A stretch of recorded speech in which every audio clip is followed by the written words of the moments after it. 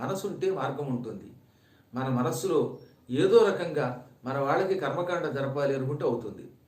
పాపం ఈ దానాలు అవి చేయలేరు అనుకుందాం కాసేపు. దహన క్రియలు తప్ప దాన ధర్మాదులు కార్యక్రమాలు చేసే అవకాశం లేదు. ఎందుకంటే వీళ్ళు విదేశంలో ఉంటారు. ఇక్కడ వాళ్ళకి అంత ఓపిక ఉండదు, సమయం ఉండదు.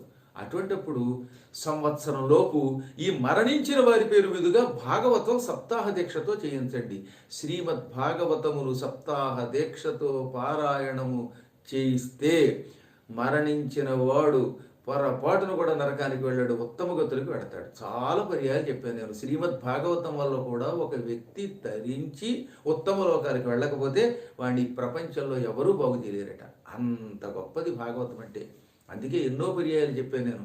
భాగవతం భాగవతం మీ పెద్దల పేరు పేరుగా చేయించండి. మీరు కూడా బ్రతికుండగానే చేయించుకోండి. ఏదో గుంపులో గోవిందా అని చేయటం వల్ల వచ్చే ఫలితం కంటే ప్రత్యేకంగా చేయించుకుంటే ఇంకా ఫలితం కనుక కేవలం మీకోసం స్పెషల్గా ఒక వ్యక్తిని పెట్టుకుని పారాయణ చేయించుకుంటే ఇంకా మంచిది. ఎలా చేయించుకునే ఫలితం వస్తుందండో ఇది.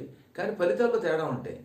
ఉదాహరణకి ఎలాగా అంటే ముగ్గురు నలుగురు కలిపి షేర్ ఆటోలో వెళ్ళిన దానికి ఒకే వ్యక్తి తన సొంత కారులో వెళ్ళిన దానికి తేడా లేదు. మరి ఆటోలో షేర్ ఆటోలో వెళ్ళినప్పుడు వాడు ఎక్కడ పడితే అక్కడ ఆగుతాడు, ఇరుక్కుని కూర్చోవాలి.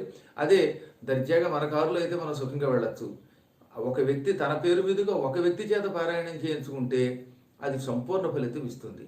కనీసం పారాయణం జరుగుతున్నప్పుడు తాము విడిగా చేయించుకోలేకపోయినా గోత్రనామాలతో చేయించుకున్నా నరకానికి వెళ్ళాడు, ఉత్తమ గతులకు వెడతాడు. ఇవన్నీ మన పెద్దలు మన పురాణాల్లో మనకి ధర్మశాస్త్రాలలో తరించడానికి మార్గం చెప్పారు. అన్నిటికీ మించి ఇవాళ మనం ఏ దేశానికి వెళ్ళినా దర్భలు విభూతి పట్టుకెళ్ళండి.